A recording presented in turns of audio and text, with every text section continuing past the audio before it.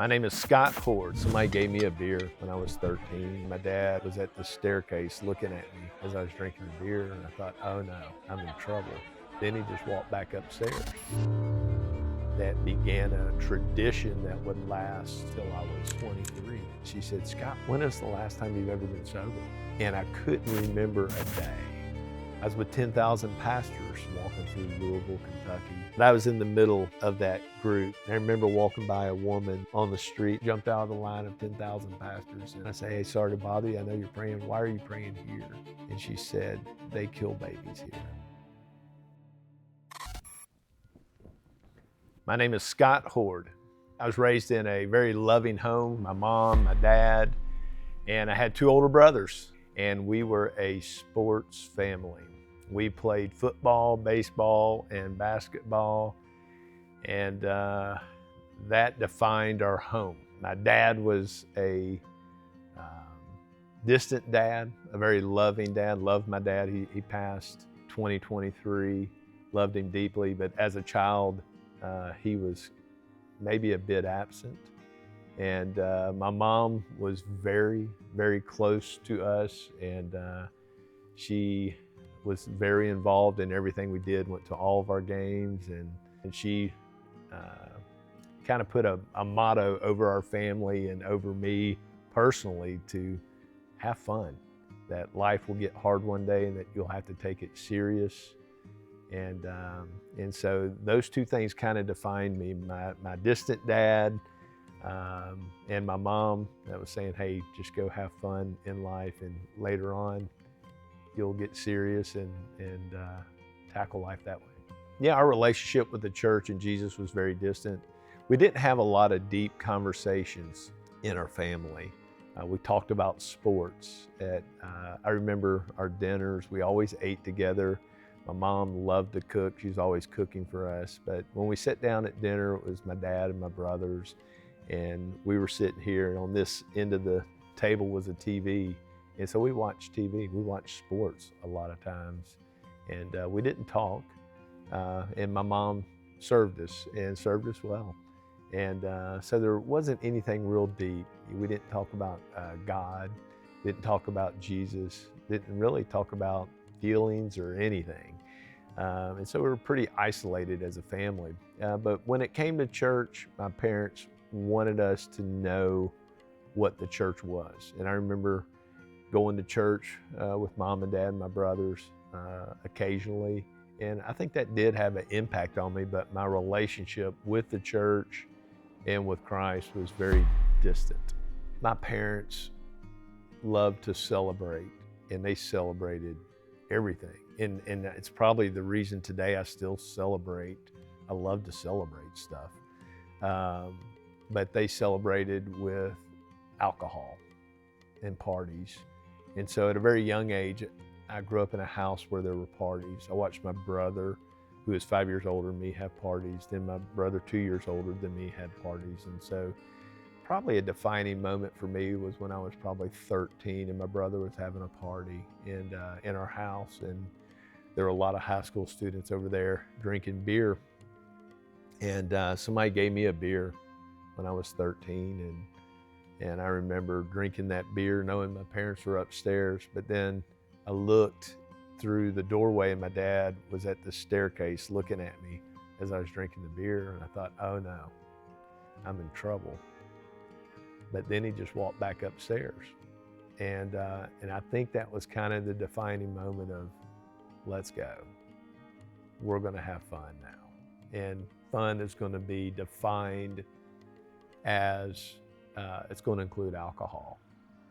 And so really a tradition that started in my life was these parties at 13 that began a tradition that would last till I was 23.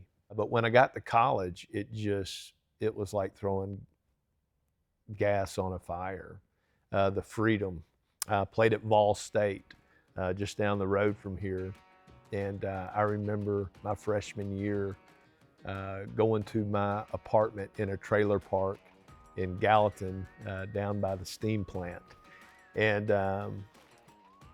I showed up with a keg of beer at my apartment that my mom took me to my apartment to meet my roommates and these people I've never met before. And we had a keg party that night. And so that began a really an interesting year of playing baseball, trying to play baseball. All these young guys in an apartment with the freedom that was really defined by just heavy drinking. And that was the next 2 years. I remember on my 18th birthday, I'd had these parties since I was 13, 14 years old. It was a tradition that everybody knew about. And I remember on my 18th birthday that nobody was talking about my birthday party, June 16th. And I thought that was strange. I drove home that day, South Nashville, Holt Road, and I pulled up to the end of my driveway and there was a Metro police officer at the end of my driveway. And I looked over and there were hundreds of cars in a field that led up to my house. And I asked the policeman, I said, "What's going on here?" And he said, "Somebody's birthday party." And I was like, "Oh, it's my birthday." He goes, "It must be your party." And I pulled in and my mom threw me a surprise birthday party and there was over 500 people there. There were 5 kegs of beer. The Vanderbilt football team was there providing security. And that was kind of maybe the pinnacle, the summit of, well, that really began to define who I was. I was this great athlete and I was this cut loose party person that loved to have fun, no boundaries, adventure, fighting, drinking, whatever. I remember a girl at MTSU asking me a question and she said, "Scott, when is the last time you've ever been sober?" And I thought, oh, that's interesting. She goes, "No, tell me, when is the last time you've ever been sober?" And so I thought back a week, then 2 weeks, and then 3 weeks and a month, and then 2 months and 3 months. And I couldn't remember a day. And she's like, "Hey, I think you've got a issue." I'm like, "No, I don't have an issue." She goes, "No, you got an issue." And I realized, man, I was drinking every day and pretty much played all my games drunk and played really good. And it was in Athens, Tennessee, my senior year when we got beat and that final game ended that really reality set in, because I lost the very thing that gave me confidence, that gave me identity. And I remember going back to Nashville. I remember walking across the campus going, I'm no longer a baseball player. I didn't get asked to go to the pros. I thought I might get drafted. And so I began to ask myself, who is Scott Hord? Who am I now? What am I good at? And what defines me? The only thing left is partying. I'm still good at partying. And so I kept on for a bit, but it didn't make sense to party. I didn't have a reason to do it. Am I a slush? Am I an alcoholic? What am I? Something that really began to chip away at my heart was I met a girl. Her name was Lindy. And Lindy was different. She wasn't into sports. She was into music. I knew nothing about music. And it was in that season where I was trying to figure out who I was. I was still very lost, still drinking a lot. But I saw this girl on Belmont's campus. I actually saw her in a choir and I saw her smile first. I was like, wow, that's a great smile. Who is that? And then I saw her on campus. I was like, man, she's beautiful. I'd like to meet her. And one day I walked in the cafeteria at Belmont, and they did this back in the 90s. They would put a person in a chair and auction them off to raise money for certain things. I bought this girl for $14, and I didn't have a dime on me. And the baseball team, they were like, "Hey man, buy her, we got your back." She came over and introduced herself to me, and I knew at that moment, I was like, all right, this girl's different. And she was supposed to wash my car, do my laundry, do all these things for me. And instead, I just like, "Hey, you want to go to the park and throw Frisbee or something?" And that was a huge moment. I began to realize, hey, there's somebody else out there that's good, that's living a different lifestyle. And I liked the lifestyle. And then I met her family and saw that they were different. They talked about God. They sat at a kitchen table, and actually, it's probably one of the most awkward moments I ever had in my life was I met her family, we had dinner around the table, and they sang a song. They opened up with Amazing Grace or something, and I just sat there and I was like, what in the world is going on? We didn't sing, we watched TV, and they sang a song and they prayed, and I thought, man, this is so different. And then they talked. And so I didn't talk because I was afraid I would cuss. And so I had so much world in me that I was trying to filter all my conversations through my head before I answered a question without a cuss word. And so after that dinner, Lindy's like, "God, you were so quiet." And I was like, "No, I was afraid I was going to cuss." So I figured it was better not to say anything. And so after that experience and meeting this girl and losing baseball, I began to ask the questions like, who am I and what does it mean to be a man? What is a man? And I began to think, is there more out there? Like, is there purpose beyond sports? Is there purpose in life? And how do you find that purpose? And so she invited me to church. I was a bit scared to go to church.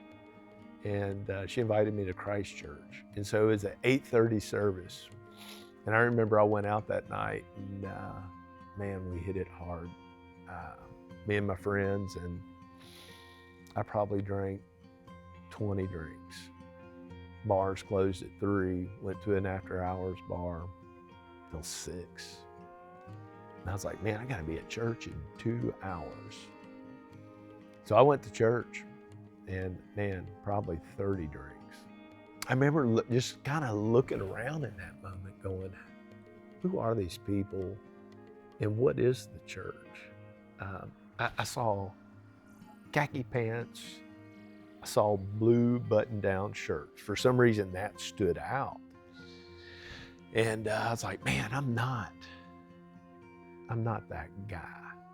I'm not the khaki pants, blue shirt guy.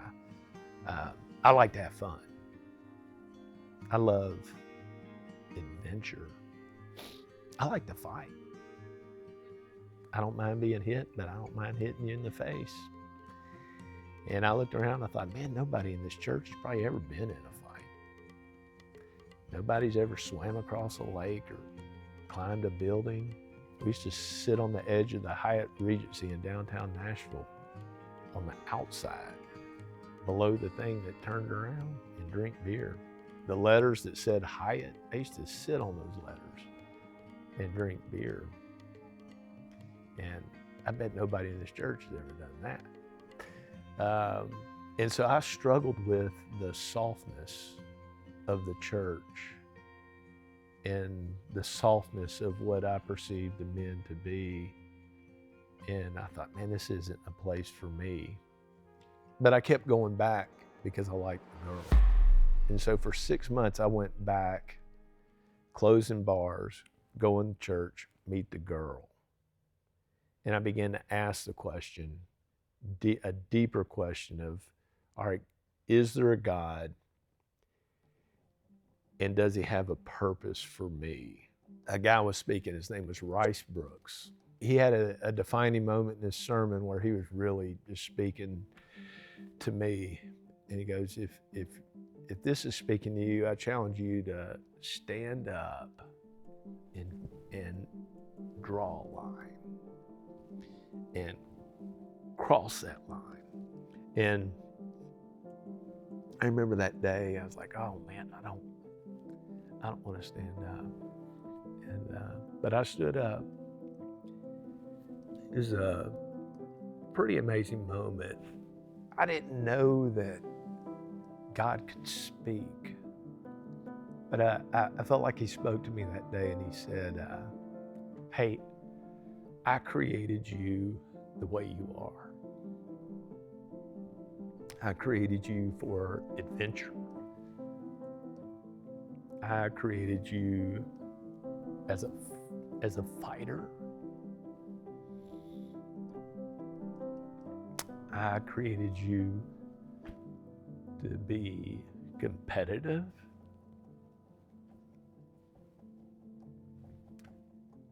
I created you to have fun. But he says, you've done it for the world. And I need you to do it for me now.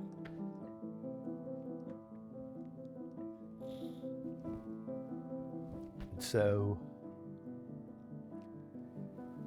that day I decided, 1993, I said, I want the girl. And I want God. I got both. The girl became my wife, 30 years. Of 30 years. And been walking with the Lord for 33. And it was hard. It was hard saying bye to all my friends. I went home and we had answer machines back then. But I remember hitting play and seeing 20 messages. Hord, where are we going? What's the agenda? Where's the party? And I would just hit delete. And so I walked away from everything that I knew, all the people that I knew. And I remember that one day I was in Christ Church and I was looking out this window at McMurray Middle School. And everything kind of came back. I was like, man, I'm getting into the season where I've got the woman, I've got God, but there's still something lingering there. And it was an unforgiveness I had towards my dad. I read Wild at Heart. Then as I kept getting deeper in the book, I was like, oh, I've got the father wound. I've got this absent father wound. My dad was there, but he was so distant and he didn't talk to me about the things that I needed that would have put weight in my life at certain moments. And I looked, and as I was processing all this, I'm looking at McMurray Middle School, and the Lord's like, you need to go back in that school right now. Well, the interesting thing, it was in the middle of the school day. And so I drove over there, and I snuck in the school. I was like, Lord, why am I in this middle school? Hadn't been here since I was 12, 13 years old, and he brought me to a picture. And I'm looking at my football picture when I was like 12 years old, and I realized that was the defining moment where I needed a man to guide me, and there was no man. And that's where I think the world came in and took over. And that carried me for the next decade down this crazy sports party, this darkness. And God had me in that moment. He said, look at yourself as that boy and forgive yourself. And so I forgave myself. And then he said, forgive your dad. I forgave my dad. And then he said, think of the good things of your dad. Take those, leave the rest behind. Now go be the man that I've called you to be. And that was huge, because I was like, all right, God, you're going to show me what it means to be a man. It's not going to be another man. It's going to be you. And he began to show me. And took me actually on a journey. Eventually married that girl that I bought for $14. And we've been married for over 30 years. And began to lead a marriage ministry. Never dreamed that I would be a pastor. And in that meantime, we had adopted 2 kids. We adopted my son Jordan from Nashville, and then we adopted my daughter Gracie from Zambia, Africa. That Africa journey to get Gracie was huge in my life. Africa is such a beautiful place, but it's such a difficult place. And I remember I had to spend a significant amount of time in Africa to bring my daughter home. I remember going to Zambia. I knew that there was a process. I knew it would be difficult to adopt her. There was nobody adopting children out of Zambia. There was no path to follow. And so I had to really trust God. And so it started with just finding the right cab driver. I remember walking past 40 cabs and saying, Lord, show me the right cab driver.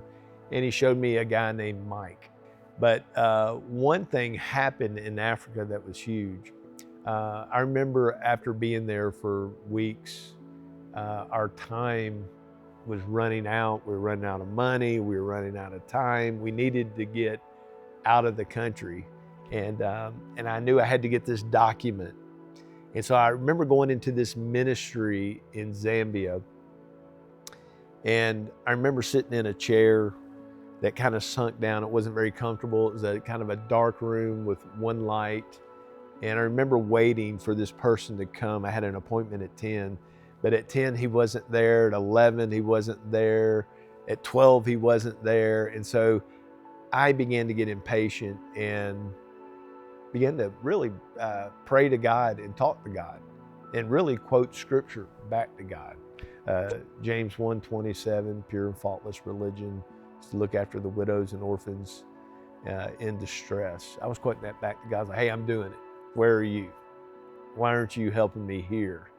And I remember in this very stressful moment, questioning God on where he's at. My hands were closed. And God spoke to me in that moment and said, hey, do you not remember the miracles that I've shown you? And I thought back about the miracles that had happened that led me to this place. And he had shown me some amazing miracles. And I was like, I do remember the miracles. He says, don't you think I will guide you through this? I was like, yes. And so when I quit questioning God and I said, yes, he spoke and he said, open your hands. And I opened my hands. He goes, trust me. I was like, okay, I trust you. And so this guy walks in this office. His name's Victor. And he sits down and he goes, how can I help you? I said, I need this document. He gives me this document. I'm like, good. And on the way out, he says, hey, you need to notarize that document.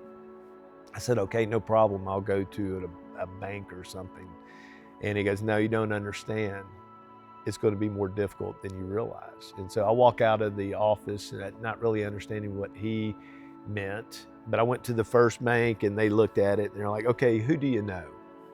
I was like, I don't know anybody in Zambia. They're like, we can't notarize your document. I was like, oh, so this is the issue. So I went to the next bank. They said, who do you know? I was like, I don't know anybody in Zambia. They said, we can't notarize your document. I went to the third one, same thing.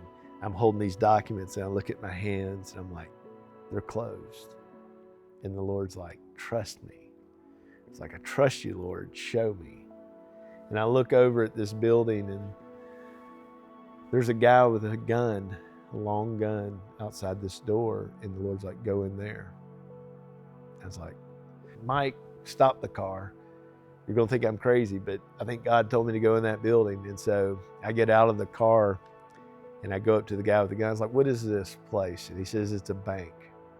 I said, can I go in? He goes, you can go in. So I went in and asked for the branch manager. And so I sat down with the branch manager and he goes, what do you want? I said, would you notarize this document? He's like, I can't do it. I don't know anybody. I said, and so I began to plead my case. And I looked at him and said, a guy just created this document. It's a good document. His name's Victor. And he said, do you have his number? I was like, I do. I gave him my burner phone that had Victor's number in it. And he calls Victor and he's talking to him in Bemba, a foreign language. I didn't know what they were saying, but they talked for several minutes.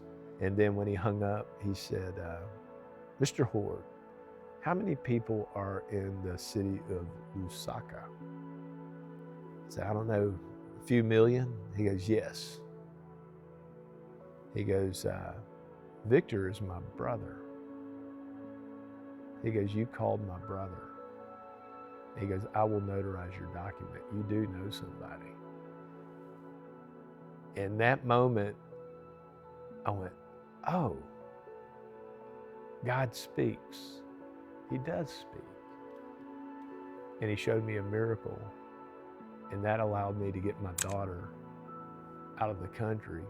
But it was a defining moment in that I was like, I didn't hear an audible voice, but I heard a voice. And I recognized it. I was like, Lord, I just experienced something unbelievable. And I have a story, but nobody wants to hear it. And I know you want me to tell it. How do I tell it? And he said, create. And so the same voice that I heard to guide me into the building, the bank, was a voice that said, create. I was like, oh, that's that voice. Like, create what? And he kept showing me coffee. I'm like, coffee? So I came up with the idea to serve big churches good coffee. And that led me to talking to a church, a big church that was drinking bad coffee. And it's a crazy story I won't go into, but they would eventually hire me as their pastor.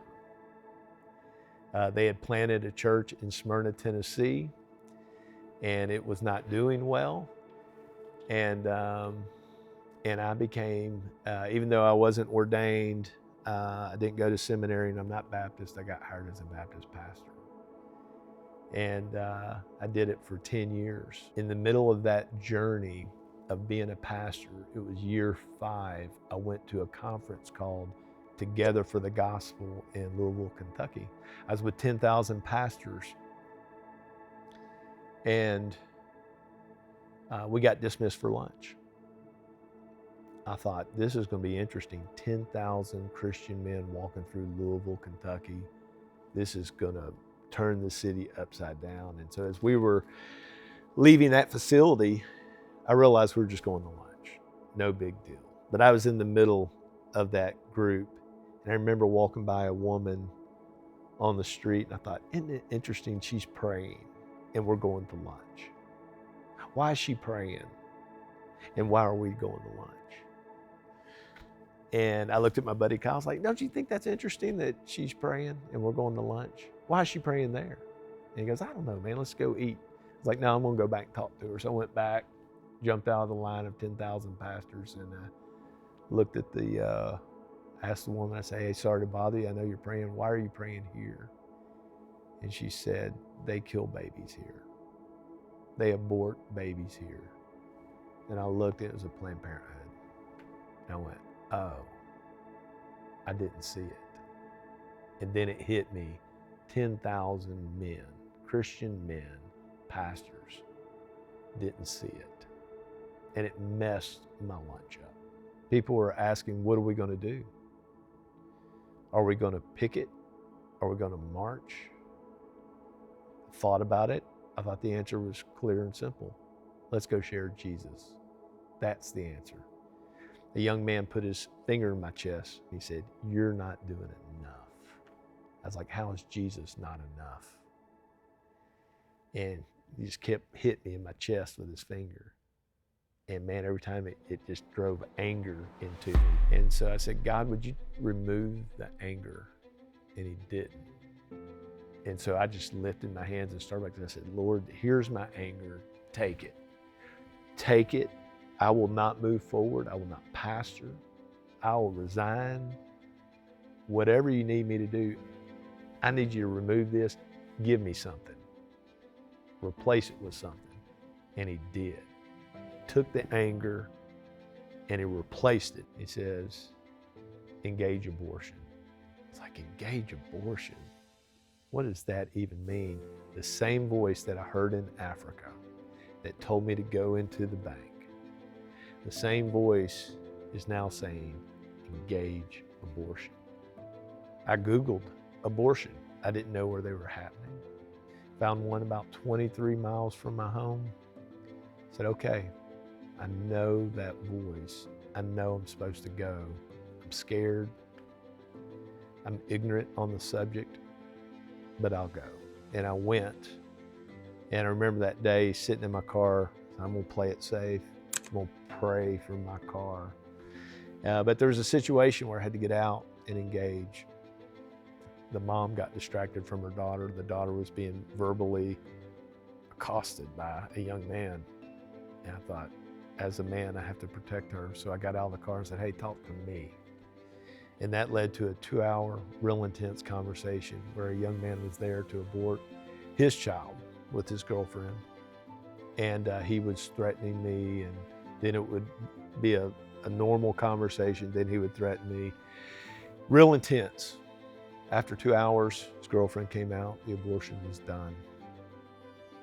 And I just looked, went back to the Lord. I was like, is this what you're asking me to do? He's like, yes. So I began to learn the environment. My hands were shaking. I was shook. Didn't know what I was doing. I was like, Lord, would you show me how to do this ministry? And he gave me 3 things. That voice said, go in love, humility, and truth. But do not compromise those 3 things. Love, humility, and truth. And so I went back to that hill, apartment complexes on both sides. I began to meet the people that lived there. They began to tell me about the hill. The hill was called Hell's Hill. There's an abortion facility right on top of the hill. I was like, Lord, what do you want me to do? And he said, take this hill back. I was like, okay.